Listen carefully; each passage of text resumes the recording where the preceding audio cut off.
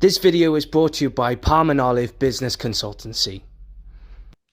There's loads of things to talk about, and of course, you've got a terrific history, and I really wanted to know the story of how you come across Jimi Hendrix, how you met Jimi Hendrix, the one of the greats. What's the story with Jimi Hendrix? We were playing a theater in upstate New York, and the Kinks were on the show. I think Jethro Tull was on the show. It was several acts anyway that were playing. And after Grand Funk went on stage, we were going up the staircase, the narrow staircase, uh, to the dressing rooms. And my manager, Terry Knight, was ahead of everybody. And was never ahead. He always followed, he always stayed behind. And we went ahead and went to our rooms. But this time, for some reason, he was leading. And he went to my dressing room and he pushed the door open. And I come around the corner. And I look in there, and here's Jimi Hendrix standing in my dressing room. And he's got his hat on. And I go, the most intelligent thing I could come up with to say to my hero, my my guitar god, geez, you're a real good player. I did something stupid like this, and I couldn't. I was so starstruck, and he just grinned, gave me a big hug. That was the start of our relationship. And then as we would play, uh, doing festivals and several shows that we were playing, the same bill, I got to know him a little better each time.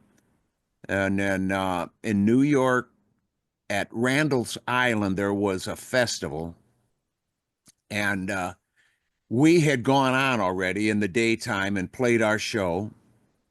And as I'm getting dressed after I dry off, because I sweat like a stuck hog back then, man. I mean, hot outside, and I'm running all over. It's like an athletic performance. So I'm just chilling in the dressing room, and Jimmy's right hand man, they called him Rabbit. Rabbit came to my dressing room and he says, "Brother Mark, Jimmy wants to see you over in his dressing room." I said, "Okay, man, as soon as I put some dry clothes on, man, I'll come over there." So I went over, and Rabbit was there, opened the door, and I walked in. I see Jimmy. We hug each other. "How you doing?" "Good. How you doing?" And I turn around, and Rabbit has got like $100 bill rolled up, and he's handing it to me like this. I said, "What's that for?" And then he points, and here's these lines. They look like snowdrifts lined up on the desk. And I go, "Oh, no, I don't do that. I've never done anything like that. And you guys go ahead and knock yourself out, but I can't do that. I can't do that." And Jimmy looked at me, and Brother Reese, he said, "Mark, brother, I wouldn't give you anything that would hurt you." And I'm going, "Oh, shit, this is my guitar hero. I'm 20 years old, 21, something like this, young guy." And I go, "Oh, shit, I've never done anything." I look down at those, and I go, "I can't do that." I said, "It's just scaring me looking at it. It scares me to look at that shit." And so Rabbit says, "Well, just take a little bit." And he takes his switch, but he goes, "Tsh," and the knife opens, and he sticks a little bit on the end of the tip of that knife. He says, "Now plug one nose nostril, and I'll just hold it up, and you just."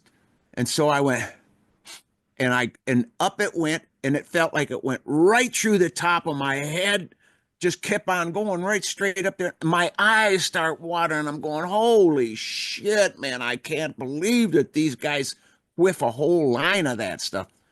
And as I'm going through these kind of convulsions of just that shock that was the first time I'd ever done anything like that. Um, the stage guy comes and he says, Jimmy, you got 20 seconds. You got to be on stage. And so, all right. So they go down there and him and Rabbit whiff this stuff up like they're vacuum cleaners. They just suck it right up their nose. And I go out and I've already got on the equipment truck. We had a box truck that we took to the show, all of our equipment in the back. I had put a packing blanket up on top of the cab, and I was just going to lean back because that was about the same height of the stage, and I'm going to watch my Guitar Hero from a vantage point of being like right even with him, right?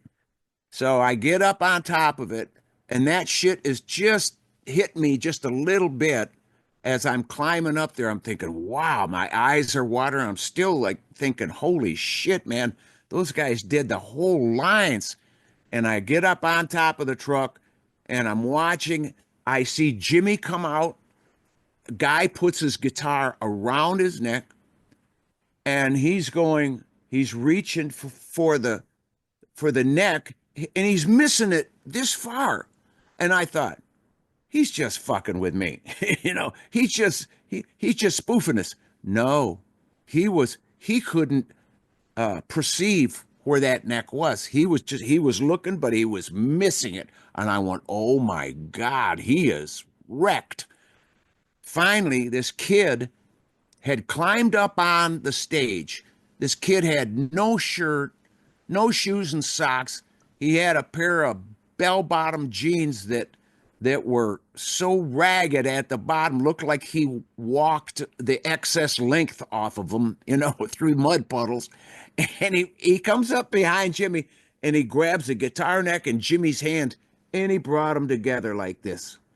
And Jimmy kind of looks over his shoulder at him like, thanks, man. And then Jimmy tried to play. I say tried, Brother Reese. Whatever song he thought he was playing, those other two guys on the stage were not with him. They were playing a song. Jimmy couldn't find his ass with either hand. I'm telling you. He was gone, man, just gone. And he walked over to his station at the microphone and he clicked on the echo and so he hit and he went around and it went boom, boom, boom, boom, boom, boom, boom. And my brain right then, that shit started kicking in that I took up my nose and it went boom, boom, boom. And I'm going, oh shit, oh shit, oh shit. And I fall off the truck.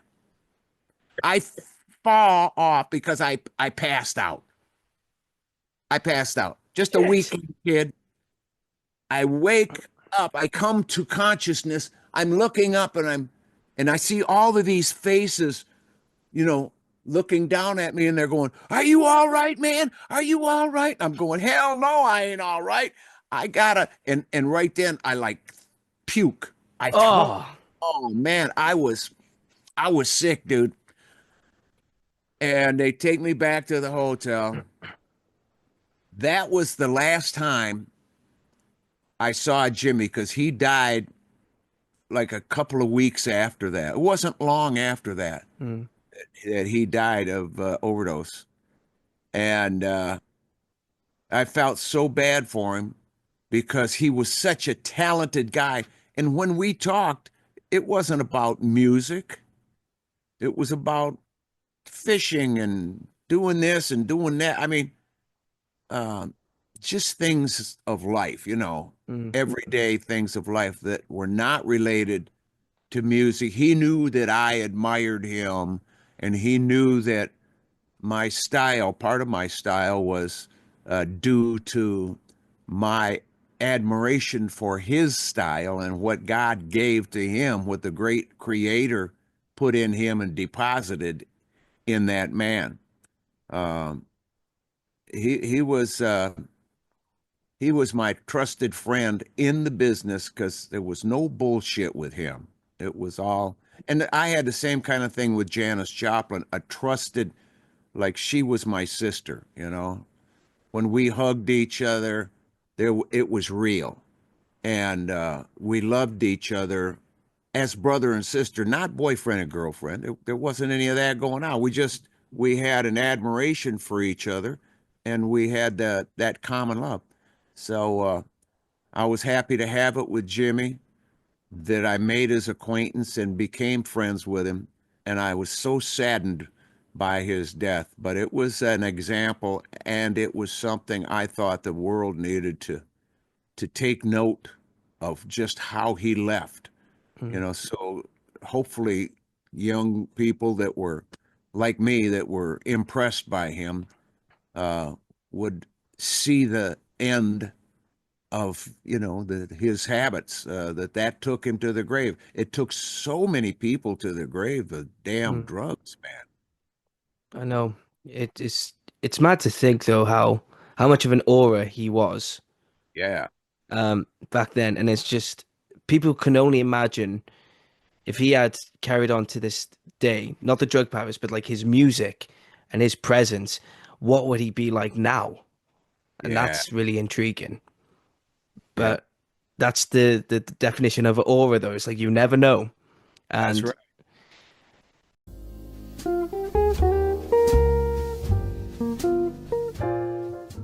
thank you guys for tuning in to the Creative Space Podcast channel. Make sure you like, share, and subscribe to the channel so you can be notified for more content in the future. Thank you once again.